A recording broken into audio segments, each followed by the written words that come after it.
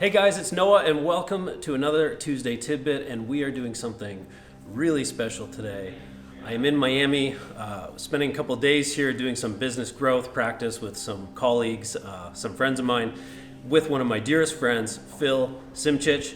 I will put Phil's name and website in the video, but Phil is one of the smartest guys I know. In fact, a number of my clients, I've mentioned Phil to you before. If you haven't called him, you should call him. But I've asked Phil to do the video today and share with us some tips on growing a small to mid-market enterprise. Phil is an absolute genius in this area, and I'm excited to have him here. So Phil, why don't you share with us just a few things that my Tidbit audience can take away from this and they can do today. Awesome, thanks Noah. So if you're a mid-market company and you're $30 million or $300 million, you really need three key things to grow your business. You need a strategy that gives you not a sustainable long-term advantage, because there's no such thing anymore. You need an advantage now. You need an advantage and a strategy that you can execute in the next 90 days. It needs to have metrics. It's amazing when a $30,000 car has lane departure warning, blind spot indicator, collision avoidance, and all sorts of technology, yet $30 million or $300 million company doesn't have that level of metrics in their business. So it's really important to have the metrics that measure your strategic progress. If you're relying on your financial statements to run your business, you've already lost, because those statements are going to be 4 to 6 weeks old and you're not dealing with real-time information. Real-time information, you need sales information. How much did we sell today? How does that compare to last week, last month, last year? What's the trend or the patterns? You need real-time information. You need real-time information on production. How much did we produce today? And it doesn't matter whether it's a post-it or on the whiteboard on the wall, but you need the information in real time. And you need your cash position. And as companies get larger, they tend to get more stable. So for the smaller companies, cash isn't king, it's the ace. And it's absolutely critical that you accelerate and collect your cash as quickly as possible. So get it from your customers more quickly, and then if you can, get better terms with your suppliers. Don't rely just on your bank. There's a lot of ways to get cash internally. So can I interrupt you for a second? Can I ask you about these? You said something really interesting there, that if you're relying on financial statements, I forget what you said. You've already lost, essentially. Sure. I talk to my audience a lot about the challenge of having too many reports and vanity analytics and these. I had one company I was working with that was so excited they had 86 different dashboards they could look at every day, and there's this complexity of information.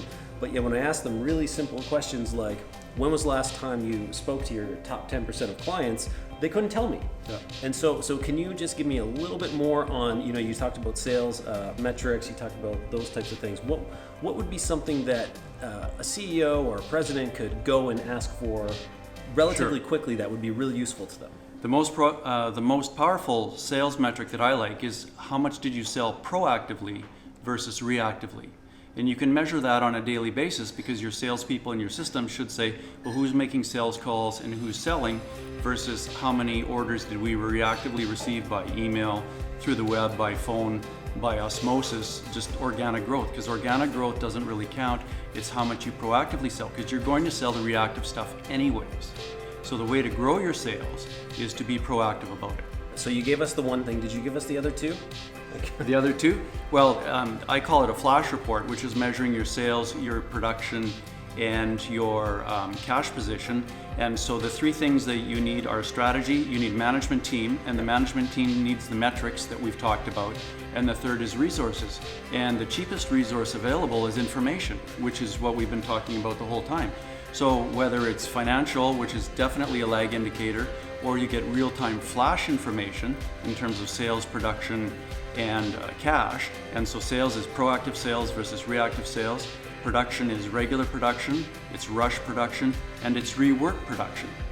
And hopefully your rush isn't coming from your rework. So you want to know how efficient and effective your production department is and how quick they are at getting orders out the door. I love that you said that they can do this on a whiteboard or with Post-it notes. There's a common theme in my Tuesday Tidbits, which is really this essence of simplicity.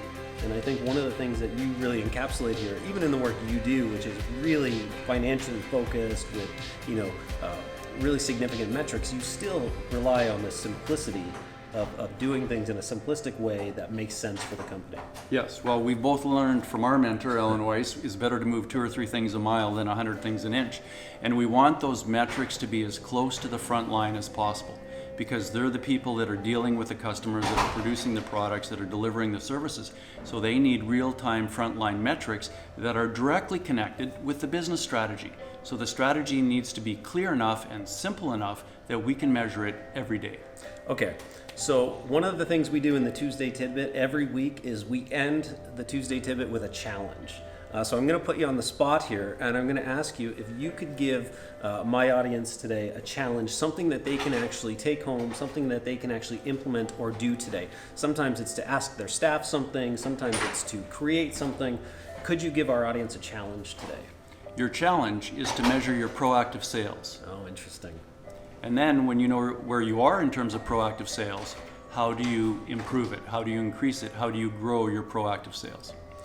Okay, everybody, so I hope you enjoyed this. So again, this is my good friend Phil Simchich. We'll put his website in the comments or on the video directly. But Phil, thank you so much for doing Thanks, this. Don. I hope my audience enjoyed this new way of doing the Tuesday Tidbit this week. And let me know what you think. Send me in your comments, hit reply to this email.